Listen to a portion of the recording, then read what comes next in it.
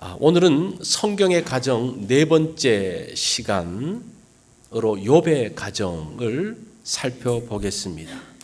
욥 그러면 무엇이 떠오릅니까? 참 욥의 이게 참 복잡해요. 그런데 이 욥은요 신앙인의 로망입니다. 이분이 경건하고 정말 신앙생활을 잘 하셨을 뿐 아니라 부자예요. 그래서 넉넉했던 사람, 그리고 그 가정도 화목했고 그 자녀들도 이 부모에게 잘 순종했던 그러한 모습을 봅니다. 그렇지만 우리가 욥의 생애를 알기 때문에 욥 그러면 너도 그러면 욥처럼 살고 싶어? 그러면 멈칫거리는 것이 욥입니다. 1절 말씀을 보니까 욥을 이렇게 소개하고 있습니다. 이 욥을 소개하는데 이 네 가지로 소개하고 있어요. 우스 땅에 욥이라 불리는 사람이 있었는데 그 사람은 온전하고 정직하여 하나님을 경외하며 악에서 떠난 자였더라. 이 온전하다라는 말은 온화하고 고매한 인격을 가졌다라는 그런 뜻입니다. 정직하다는 말은 바르다, 곧은 사람이다 그런 뜻이에요. 그리고 여호와를 경외하며 악에서 떠난 사람. 자, 이 사람은 인격적으로도 온전하고 신앙적으로도 온전했던 그러한 사람입니다. 원래 이런 사람들은 대부분 재물하고 거리가 먼데 이 사람은 재물도 많아요. 돈도 많아요. 이 욥의 재물을 보니까 이 욥의 재물을 소개할 때도 네 가지로 소개하고 있어요. 양이 얼마? 7,000마리. 낙타가 3,000마리, 소가 500마리. 이 500마리라고 되어 있는데 원래 원은 500결이로 되어 있어요. 결이는 이제 두 마리가 한 쌍인데 1,000마리를 이야기해요. 암나귀가 500마리. 우리가 이것을 볼 때 단순하게 이게 짐승이 많다 이게 아니고 잘 보면요. 양을 기른다는 것은 이 사람은 목축업을 하는 사람이에요. 낙타는 뭐 할 때 쓰는 겁니까? 그 무역을 할 때 그 짐을 싣고 그 넓은 사막을 건너갈 때 낙타가 있거든요. 보통 사람 집에 낙타 3,000마리가 없습니다. 그러니까 뭔가 무역업을 하는 사람이라는 거예요. 소가 5,000결이라고 말하면 농사를 짓는 사람입니다. 나귀는 운송수단입니다. 자, 이걸 보면요. 이 욥은 목축과 농사, 무역과 운송업을 하는 오늘날로 말하면 대기업이에요. 재벌이에요. 뿐만 아니라 이 사람들에게 종이 많았다라고 말하는데 거기에 있었던 사람들이 많은데 얼마나 많았을까? 인원은 나오지 않지만 간단하게 보면 소 500결의를 가지고 농사를 지으려고 그러면 500결이면 몇 명이 붙어서 그걸 끌어야 됩니까? 500명이 있어야 되는 거예요. 낙타 3,000마리를 가지고 무역을 하려고 그러면 그 몇 명이 붙어야 됩니까? 거기 벌써 몇천 명이 붙어야 되는 거예요. 이렇게 계산을 해보면 그 욥이 가지고 있었던 그 재산이 하나의 큰 기업이고 수천 명의 종업원을 그 당시에 수천 명의 종업원을 거느리고 있었던 큰 기업이었던 것을 볼 수가 있습니다.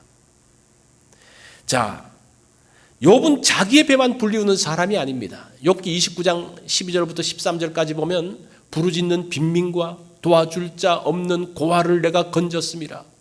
망하게 된 자도 나를 위하여 복을 빌었으며, 이 망하게 된 사람도 이 욥에게는 원한이 없다는 말이에요. 과부의 마음이 나로 말미암아 기뻐 노래하였다라고 말하고 있습니다.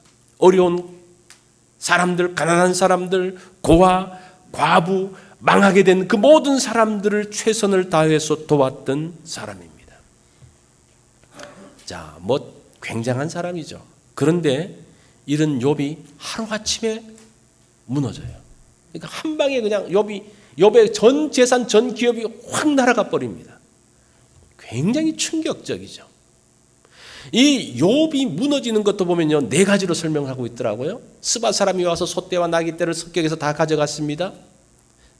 두 번째는 하늘에서 불이 내려서 양과 종들을 다 살랐습니다. 세 번째는 갈대아 사람의 세 무리가 그런데 이 세 무리라는 단어가 군대를 이야기해요. 세 개의 군대가 이 침공을 해가지고 낙타를 다 빼앗아 갔다는 거예요. 그 낙타 3,000마리가 엄청난 그 대상을 세 개의 군대가 딱 치면서 일순간에 멸하는. 그리고 그 자녀들이 어떻게 합니까? 잔치를 벌이다가 그 불어온 강풍에 의해서 다 무너졌습니다. 한순간에 그렇게 큰 기업이 날아갑니다. 남는 것이 아무것도 없어요. 이 욥이 경건하고 의로운 사람이었기 때문에 더 마음이 아파요. 뭐 사업을 하다가 망할 수도 있고 잘 될 수도 있는데 이 욥은 너무나 의롭고 정말 사람들에게 인정받는 사람이었기 때문에 이 사람이 무너지는 것을 보면서 많은 사람들이 마음 아파했을 것입니다. 제가 봐도 마음이 막 아프고 저린데. 자, 욥의 기업이 한 방에 날아간 이유가 뭘까? 그것이 6절부터 12절까지 나옵니다. 하루는 하나님의 아들들이 와서 여호와 앞에 섰고 사탄도 그들 가운데 온지라. 자, 이 천상회의의 모습이 나옵니다. 여호와 하나님이 계시고 하나님의 아들들이 아마 천사들을 말하는 거죠. 거기에 사탄도 있다고 이야기합니다. 이 사탄의 뜻이 무엇인가 하니 고발자, 비방자라는 뜻이에요. 이 뜻을 한번 잘 주목해 보십시오. 자, 그러면서 그 자리에서 하나님이 욥을 자랑합니다. 여호와께서 사탄에게 이르시되 내가 내 종 욥을 주의하여 보았느냐 자랑합니다. 그러니까 이 사탄이 뭐라고 해요? 욥이 어찌 까닭없이 하나님을 경외할 건가? 그 소유가 얼만데요? 하나님한테 받은 게 얼만데요? 그것 때문에 하나님을 섬기죠. 이렇게 이야기를 하고 있습니다. 정말 이 사탄은 비방자다운 말을 하고 있습니다. 하나님, 한번 그 소유물을 한번 없애보세요. 당장 그가 욕할 겁니다. 그러니까 하나님이 또 욥한테 어떻게 해요? 그래, 네가 한번 해봐라. 우리 이 장면에서 좀 이렇게 혼돈이 옵니다. 해봐라 그러니까 사탄이 그 고난을 가지고 이 욥을 날리는데 하루아침에 그냥 확 날아갑니다. 참 무서운 거죠. 이 욥이 이런 시련 가운데서 이 기업 재산만 날아갈 뿐 아니라 그 가정이 완전히 깨어지는 거예요. 자녀들까지 다 없어지는. 욥이 이런 시련 가운데서 견디어내요. 너무 기가 막혀서 어떡합니까? 욥이 일어나서 겉옷을 찢으며 머리털을 밀고 기가 막힌 상황이죠. 그런데 거기에서 정신 차리면서 어떡합니까? 땅에 엎드려 예배하며 뭐라고 말해요? 내가 모태에서 알몸으로 나왔으니까 또 알몸으로 돌아갈 것이라. 주신 이도 하나님이시요 거둔 이도 여호와시니 여호와의 이름이 찬송을 받을지이다. 참 이런 말을 하는데 우리가 이 말을 쉽게 할 수 있을 것처럼 보이지만 쉬운 말이 아니죠. 그러나 어쨌든 욥은 그 가운데서 하나님을 원망하지 않고 시험을 이겨냅니다. 그런데 욥이 시험을 이겨냈지만 여전히 우리 가운데 의문이 있죠. 욥을 저렇게 큰 어려움 가운데 몰아넣으실 필요가 있는가? 욥의 믿음을 알려고 하나님이 그냥 모르시나? 꼭 그렇게 어려움 가운데서 몰아넣어야지 알까? 그런 의문들이 있잖아요. 어떤 분은 이렇게 말하죠. 욥에게 더 배의 축복을 주시기 위해서 그랬다. 그런데 여러분 배의 축복을 받는다고 자녀가 다 죽고 새로운 자녀를 다시 얻는다고 그게 없어집니까? 아마 여러분들에게 다 이 욥과 같은 어려움을 줄 테니까 당하고 나면 배나 축복을 주겠다 그러면 할 사람 있겠어요? 아무도 없죠.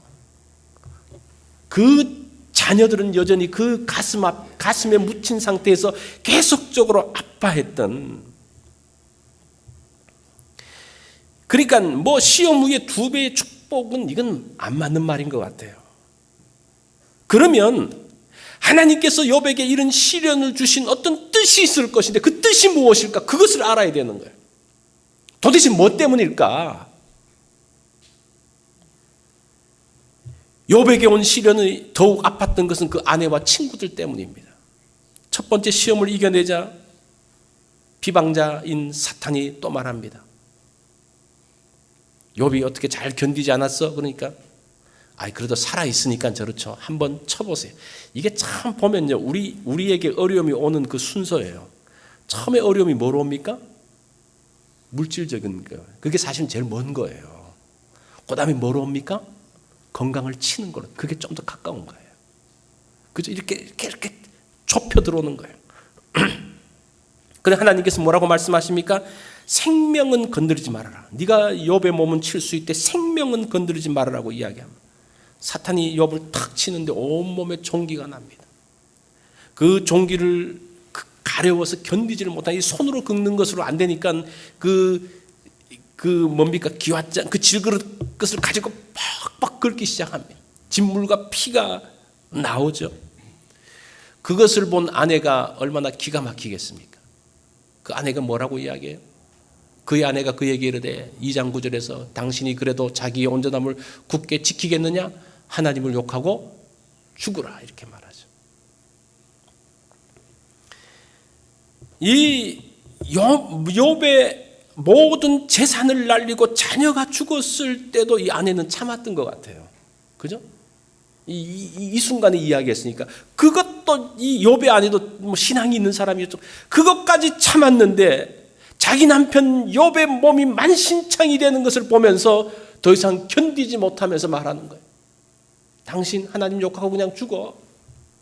이게 죽는 게 편하지 않겠어요? 깨끗하지 않겠어요? 지금 그렇게 이야기하는 이 하나님을 욕하고 죽으라는 이런 아내의 말이 잘못된 것일까? 과거에는 이 아내의 믿음도 없고 신앙도 없고 그랬는데 다시 생각해 보니까요, 이런 상황이 되면 신앙인이라도 이런 절규를 하지 않을까? 갑자기 욥의 아내가 불쌍해지더라고요. 그 이유는 도대체 뭘까? 그러나 욥은 흔들리지 않고 입술로도 범죄하지 않습니다. 사실은 어려울 때일수록 말 조심해야 돼요. 제일 조심해야 될 게, 어려울 때 제일 조심해야 될 게 뭡니까? 말 조심. 그런데 욥의 아내는 지금 이 상황을 감당하지 못하고 있습니다. 욥의 아내가 떠났을까 남았을까? 어땠을 것 같아요? 성경에는 없어요. 그런데 하나 알 수 있는 힌트가 욥기 19장 17절에 보면 이런 내용이 나옵니다. 내 아내도 내 숨결을 싫어하며 이런 내용이 나와요. 그러니까 옆에 있었다는 말이겠죠. 그죠? 그 욥이 괴로워하면서 그냥 숨을 몰아쉬고 끙끙거리면서 힘들어하는 그 모습을 아내가 다 듣고 있었던 어떤 그러한 모습.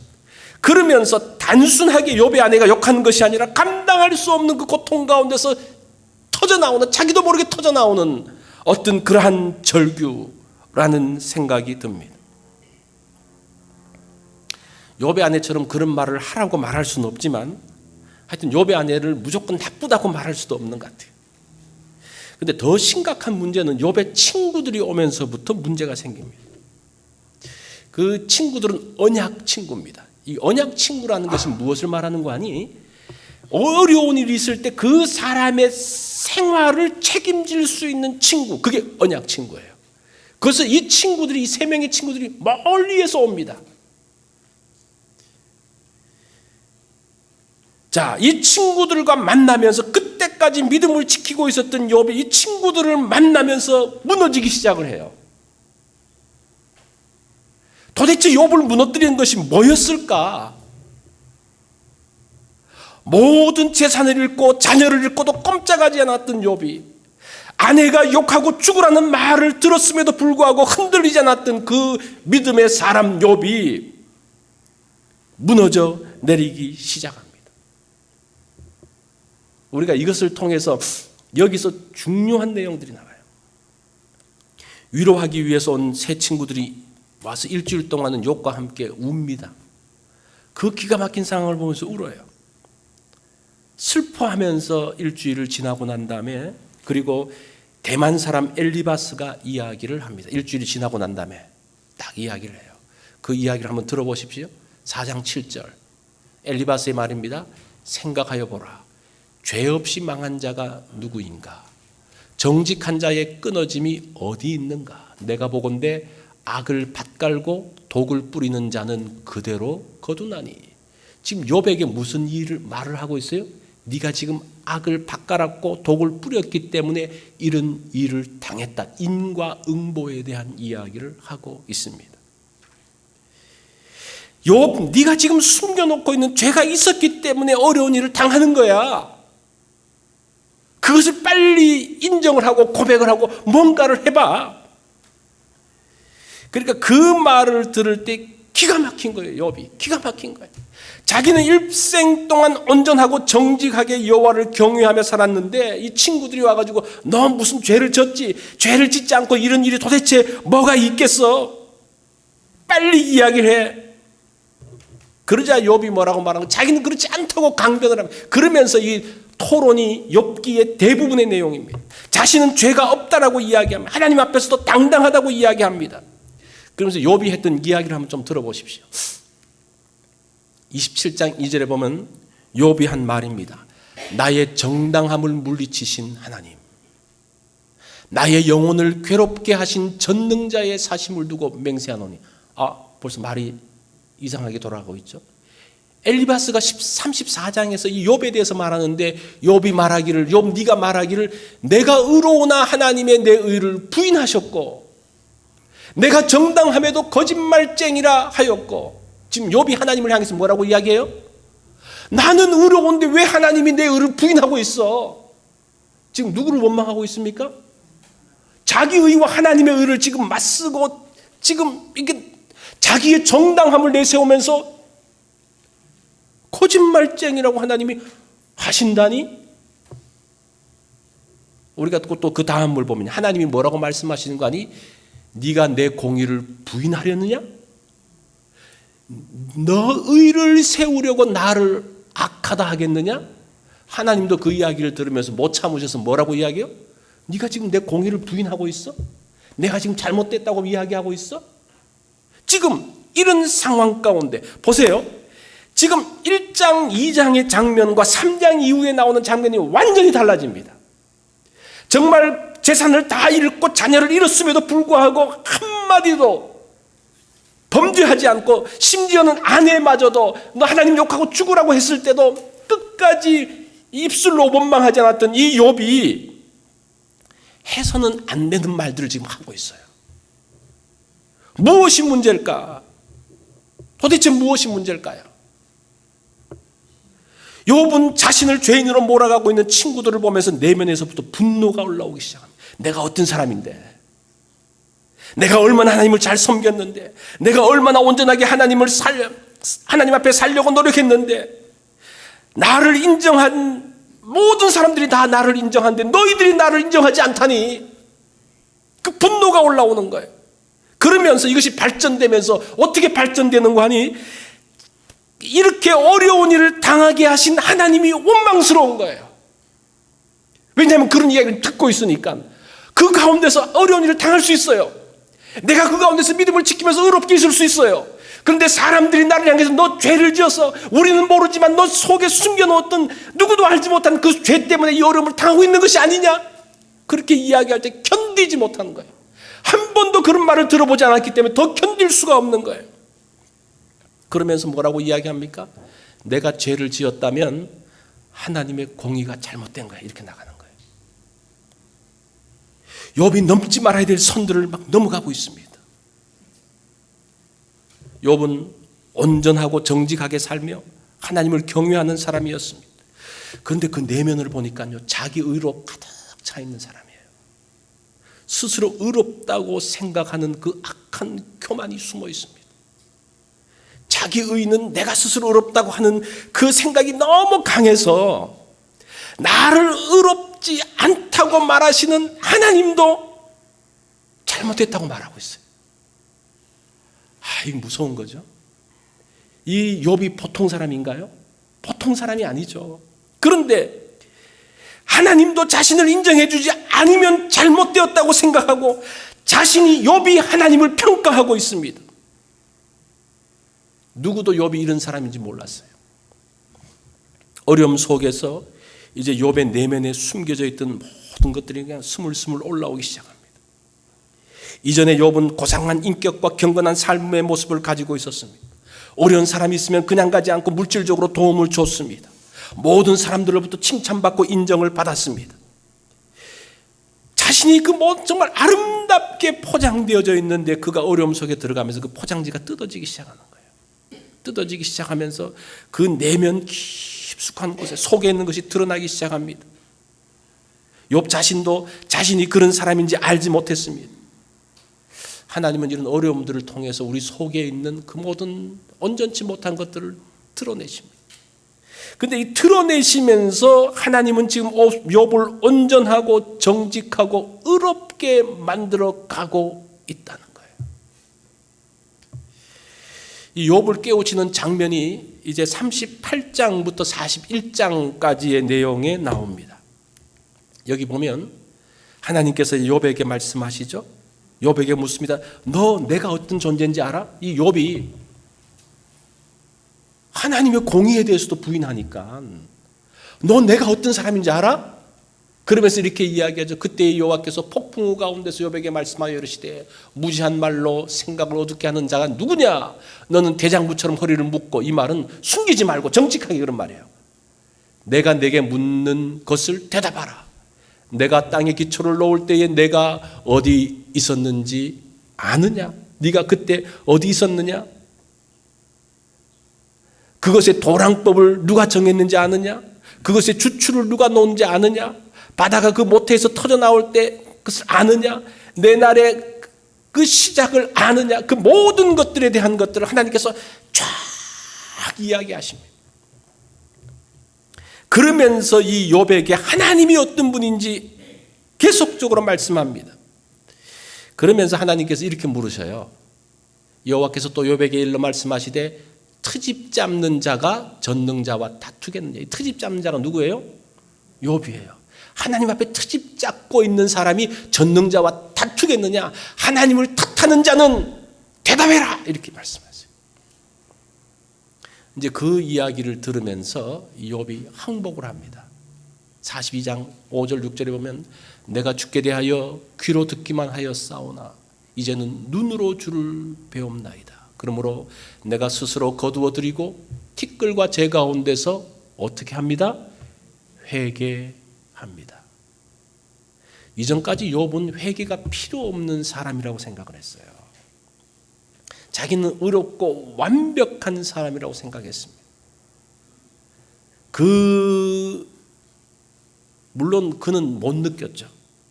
근데 이 어려움을 당하면서 그 자기의 그 의가 얼마나 악하고 교만한지가 다 나오면서 비로소 깊은 곳에 있는 것을 보면서 이제 하나님 앞에 자백하며 회개하고 있는 것을 봅니다. 귀로만 들었다는 것은 이 조상적부터 부모로부터 주변으로부터 들었던 이야기인데 눈으로 봤다는 건 뭡니까? 내가 직접 경험했다는 그런 말이에요. 직접 경험했습니다. 이제 욥이 실제적으로 의로운 자로 바뀌고 있는 것을 보게 됩니다. 의로움이라는 것은 내 주장으로 되는 게 아니에요. 나는 의로워. 이렇다고 이 사람이 의롭게 되는 게 아니에요. 내가 의로운 사람이라는 것을 생각하고 내가 의로운 사람인 증거가 1, 2, 3, 4, 5, 6 10가지, 20가지나 있어. 그렇다고 그 사람이 의롭게 되는 게 아니에요. 의로움은 어떻게 되는 겁니까? 하나님이 의롭다 하셔야지 의롭게 되는 거예요. 이제까지 욥과 하나님의 관계는 잘 된 줄 알았는데 외적인 관계로만 연결되어져 있었습니다. 특별히 물질적인 것을 가지고. 이게 물질을 가지고 그가 물질이 많으니까 물질을 가지고 많은 사람들을 도왔습니다. 사실은 이 시대는 물질 중심의 사회이기 때문에 이 돈을 내면 돈을 쓰면 좋은 관계를 만들 수가 있습니다. 자녀들에게도 돈을 부모들이 탁 주면 자녀들이 좋아해요. 그죠? 이 부부 관계에서도 배우자에게 돈을 넉넉히 주면 좋은 부부 관계가 유지될 수가 있습니다. 이 부모들도 어떤 자식이 좋아요? 돈 주는 자식이 좋잖아요. 이 돈이 최고예요. 물론 이제 돈이 간다는 것은 마음이 간다는 것도 말하는데, 그런데 하나님은 나의 내면에 무엇이 있는지를 지금 욥을 통해서 보여주고 있습니다. 경건했던 욥이 그 속에 더러운 것, 물질적인 관계보다 더 중요한 것이 무엇인가 하니 자신이 의롭다고 주장하는 거예요. 돈을 주면서 나 정말 괜찮은 사람이지. 그죠? 이게 자기 의에 베풀면서 나 정말 괜찮은 사람이야. 우리가 좋은 아빠, 좋은 엄마라는 이야기를 듣고 싶어 합니다. 자녀들에게. 그런데 그것을 자녀들이 거부하면 어떡합니까?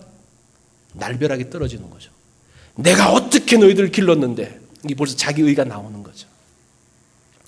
나는 좋은 남편, 아내라고 결론을 내리고 삽니다. 근데 그것을 받아주면 집안이 평안해지는데 그것을 거부하기 시작하면 천둥과 번개가 치는 거예요. 그게 어디서 나오는 겁니까? 자기 의에서 나오는 거예요. 나를 좋은 남편이라고 불러줘. 나를 좋은 아내라고 인정해줘. 이렇게 해서 서로가 인정되고 받아주면 괜찮은데 그것이 되지 않으면 문제가 생겨요. 자기 의가 상처를 받기 시작하면 문제가 생기는 거예요. 교회 앞에서도 하나님 앞에서도 나는 바르게 산다고 생각합니다. 그것을 거부하면 끝장납니다. 하나님 앞에서도 어떻게 합니까? 하나님하고도 다툴 준비가 되어져 있습니다. 이것이 욥의 모습이었어요. 욥의 아내가 욕하고 죽으라는 말을 들으면서도 이 욥이 조연하게 저 어리석은 여자 그렇게 말하죠. 나는 그렇지 않아. 그러면서 다른 사람을 평가하는 거예요. 그러면서 스스로 만족합니다. 그런데 그런 자기의가 하나님 앞에 서니까요, 그것이 다 드러난 그 더러운 자기의가 다 드러나기 시작합니다. 견딜 수가 없는 거예요. 자, 여기서 우리 욥과 욥의 아내가 누가 더 신앙이 좋은지 한번 본다면 어떻습니까? 누가 더 불신앙적일까요? 욥의 아내는 뭐라 그랬는가 하니 하나님 욕하고 죽어 이렇게 말했어요. 근데 욥은 뭐라고 이야기합니까? 내가 의로우나 하나님이 내 의를 부인하셨고. 누구 말이 더 신앙이 없는 거예요? 욥의 아내입니까? 욥입니까? 우리는 욥이 더 신앙이 좋은 줄 알았는데 따지고 나중에 보니까요, 그래도 욥의 아내 정도는 귀여운 정도예요. 근데 욥은 어떻습니까? 정말 논리적으로 그 생각 가운데 깊이 하나님이 내 의를 부인하셨어. 하나님을 향해서 분노가 일어나는 거예요. 그러한 관계. 자, 이러한 모습들이, 이러한 내면의 그 문제들이 다 드러나는 거예요. 처음에 욥의 아내도 이런 과정들을 통해서 일단 드러났어요. 드러났는데 사실은 그게 심각하진 않아요. 그런데 욥은 너무 그게 깊이 들어가 있다 보니까 그것이 드러나는데 정말 심각할 정도로, 정말 감당할 수 없는 이 암세포와 같을 정도로 이게 확 올라옵니다. 이런 시련의 과정을 겪으면서 욥의 내면이 회복되어지기 시작을 합니다. 자신의 악을 보면서 부부의 관계가 회복되어지는 거예요. 자신의 잘못을 보면서. 자기 의가 살아있으면요, 그 가정이 화목할 수가 없어요. 내가 바른데 어떻게 같이 둘 다 바른 사람들끼리 싸우면 어떡합니까? 그 전쟁터가 되는 거죠. 그 자기 의가 맞다는데. 자기 의는 하나님도 평가할 수가 없는 거예요. 무조건 의로운 거예요. 하나님도 잘못했다 그러면 하나님마저도 정죄해버리는 그 의를 가지고 두 사람이 딱 붙은데 이걸 누가 말리겠습니까? 그러면서 이런 잘못에서 자기 의에서부터 벗어나면서 부부관계가 회복되어지고 가정이 회복됩니다. 자, 이런 생각을 해보았습니다. 욥이 이제 다음에 또 새로운 자녀들을 낳는데 이 자녀들은 도대체 누구의 자녀일까? 새로운 부인의 자녀일까? 본 부인의 자녀일까? 제가 별 생각을 다 해봤는데 잘 몰라요. 성경에 안 나와있지 몰라요. 그런데 이런 과정들을 통해서 부부 관계를 회복시키는, 그 저는 이제 본 부인에게서 났다고 생각해요. 그런 것 같아요. 다 살펴보니까 이 욥의 부인이 도망가지도 않았고 그냥 그 옆에 숨소리를 들으면서 그냥 계속 있었고, 그것이 욥이 회복되어지면서 이 부인한테 회개 안 했겠어요? 하나님한테 회개하고 난 다음에 부인한테도 미안하다 그랬겠죠. 그러면서 다시 그 부부가 이제 뭐 헤어진 적도 없었으니까 하여튼 그 부부가 있으면서 다시 하나님의 은혜 가운데서 회복되어지면서 자녀도 낳고 다시 되어지는 그러한 일들. 그러면서 하나님께서 이제 욥에게 배나 축복을 했는데 이 배가 중요한 게 아니라 중요한 것은 무엇인가 하니 하나님께서 외적인 부분들로부터 채워주면서 하나님께서 욥을 회복시키셨다는 것을 보여주는 것이 외적인 거예요. 아시겠어요? 이게 내적인 것이 없이 외적인 것만 하려고 자꾸 생각하는데 이거 말고 지금 외적인 것만 뭔가 돼야지 그게 아니라 내적인 것이 회복되어지고 나면 사람들은 뭐 내면을 모르니까 하나님께서 그래 욥이 회복됐어라는 것을 알려주기 위해서 외적인 것들을 회복시킨다 신다는 거예요. 지금 그 과정에서 2배의 축복 또 더 아름답고 더 총명한 자녀들을 주신 것에 대한 이야기를 하고 있습니다. 복된 가정은 자기 의에서 벗어나는 겁니다. 경건하고 의롭고 겉으로 보이는 그 모습이 아니라 내 의에서부터 벗어날 때 자신을 의롭다고 생각하면 상대를 배우자나 자녀를 무시합니다. 그렇지 않은 것 같지만 그 내면 가운데서 무시하는 것들이 있습니다. 이 모든 자기 의가 이제 해소되어지고 하나님 앞에서 정리되어지는 우리가 어려움 가운데 있을 때 하나님은 우리 내면 속에 있는 그러한 자기 의를 다루어 나가시는 거예요. 우리가 그러한 것들을 빨리 회복되어지는 것이 얼마나 큰 축복인지 모릅니다. 그 속에 있는 자기 의를 뽑아낼 때에 하나님의 회복이 시작됩니다. 새로운 삶이 시작됩니다. 이것이 욥기의 가정을 통해서 보여주셨던 하나님의 메시지입니다. 우리 다 같이 기도하겠습니다.